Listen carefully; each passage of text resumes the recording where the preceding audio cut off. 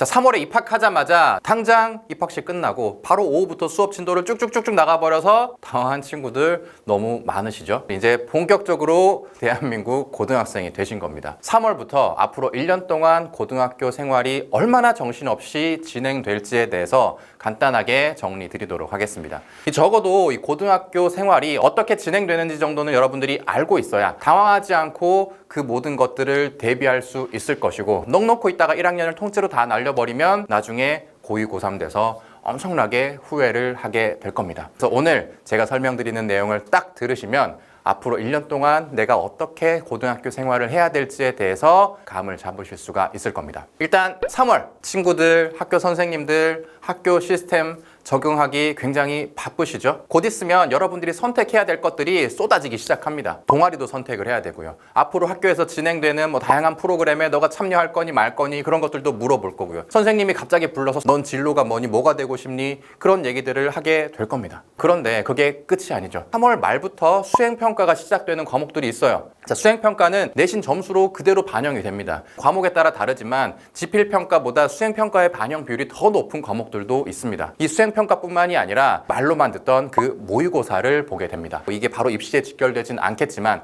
이 3월 모의고사를 통해서 여러분들이 앞으로 공부해야 되는 고등학교 공부가 무엇인지 감을 잡으셔야 되기 때문에 잘 대비를 하셔야겠고요. 이렇게 3월이 지나고 4월이 됐습니다. 자, 4월이 되면 뭐가 있죠? 첫 번째 중간고사가 다가옵니다. 고등학교 내신은 대학교 입시에 직결됩니다. 자, 근데 어때요? 중학교 때처럼 여러분들이 하면 되겠습니까? 제가 다른 영상에서도 많이 말씀드렸지만 고등학교와 중학교의 공부량, 난이도 전혀 다릅니다. 똑같은 생각으로 벼락치기 해가지고 공부해야지 하면 폭망하고 후회를 하게 될 겁니다. 그리고 또 이 내신의 성적 체계도 달라지는 것 여러분들 알고 계시죠? 철저하게 상대평가입니다. 자, 이 내신을 어떻게 잘 볼 수 있느냐, 여기에 대해서는 제가 다른 영상들 많이 만들어 둔 게 있으니까 4월에 내신 대비하실 때 이 영상까지 참고로 하시면 되겠고요. 자, 이제 내신이 끝나고 5월이 됐습니다. 학교 생활도 좀 적응이 되고 축제나 체육대회나 이런 행사들이 이제 마련이 돼 있을 겁니다. 자, 그래서 좀 쉬려고 하면 어떻습니까? 진로 활동 또는 세특 활동, 발표, 보고서 해야 될 것들이 쏟아집니다. 이때 여러분들이 하는 활동들이 이 생기부의 기초가 되는 거죠. 자, 그래서 우리는 이 활동을 챙기기 위해서 애를 써야 된다는 거고요. 6월이 되면 모의고사가 있습니다. 이때 또 기말고사가 7월에 있기 때문에 내신 공부도 해야 될 것 같고, 근데 그 사이에 또 쏟아지는 게 뭐가 있죠?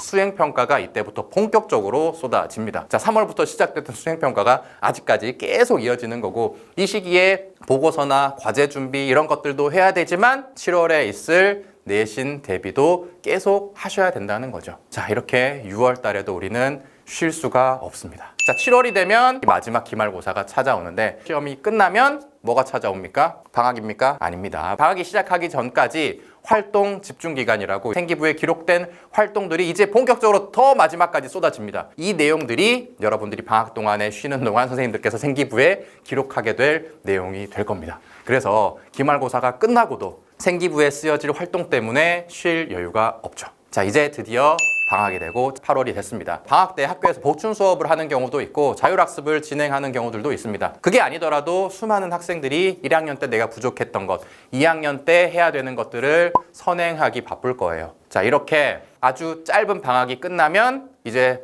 또 2학기가 시작이 됩니다. 8월 말 정도까지 여러분들의 생기부가 마감이 됩니다. 1학년 1학기 동안 했던 활동을 바탕으로 선생님들께서 생기부에 기록을 해주셨고, 여러분들이 그걸 확인하고 제 거는 이렇게 좀 바뀌었으면 좋겠습니다, 이것 좀 개선해 주셨으면 좋겠습니다 하는 시기가 8월 말까지입니다. 자, 그런데 여러분들이 앞서 3월부터 7월까지 아무 생각 없이 활동도 제대로 한 것도 없고 그냥 학교에서 시킨 거 그냥 기계적으로 막 따라 했다? 그러면 수정하고 말고 할 것도 없죠. 그냥 그 쓰여진 대로가 여러분들의 생기부로 그냥 고정돼서 기록되는 겁니다. 9월이 되면 어떤 시험이 있을까요? 9월 모의고사가 이제 시작이 되고, 모의고사가 끝나면 또 내신이 찾아오고, 또 수행평가가 찾아오고, 활동이 있고. 자, 이제 대충 어떤 패턴인지 아시겠죠? 10월, 11월, 12월 1학기 때 여러분들이 그랬던 것처럼 모의고사, 내신, 그리고 그 사이에 다양한 활동, 동아리 활동, 또 수행평가, 이런 것들이 계속 반복되면서 정말 쉴 틈 없이 정신없이 바쁩니다. 여러분들은 어느새